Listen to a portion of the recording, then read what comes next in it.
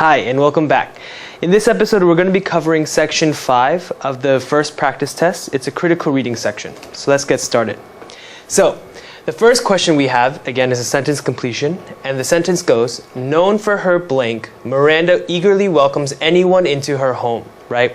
So the key part here is that Miranda eagerly welcomes anyone into her home, right? She's a very, very nice person, a very friendly person. So let's look at what the words that we have mean. We have cowardice, which means fear, prudence, which is caution, hospitality, which is friendliness, welcoming, aloofness, which is solitary, and loyalty, fidelity, right? So, if we go back here, obviously, which one of these words best fits the fact that she welcomes anyone and everyone into her home? The fact that she is going to be hospitable, right? The fact that she is welcoming and friendly, right?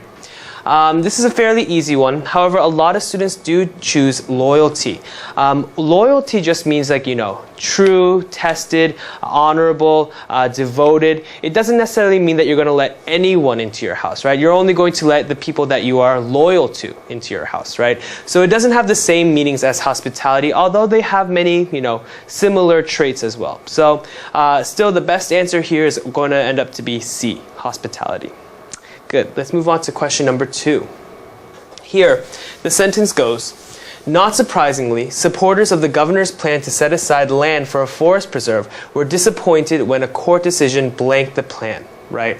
So first of all, who's the subject of the sentence? The supporters of this plan, right? So they supported this plan to do blah, blah, blah, and then they were disappointed. Key word in this passage, right? Key word in the sentence, that they were disappointed when a court decision blanked the plan. So if they were supporters of that plan and then they were ended up being disappointed because something happened to it, then obviously someone must have rejected the plan or, put aside the plan, or something bad must have happened to the plan for them to be disappointed, right?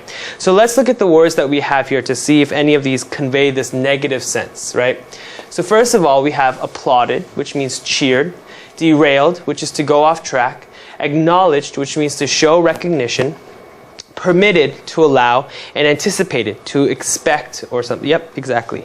So if we go back, out of these choices, which one is going to be the best one here to have that negative sense? Obviously, there's not too much of a word that means to outright reject, but the word derailed can definitely fit here, right? What does derail mean? To go off track, right?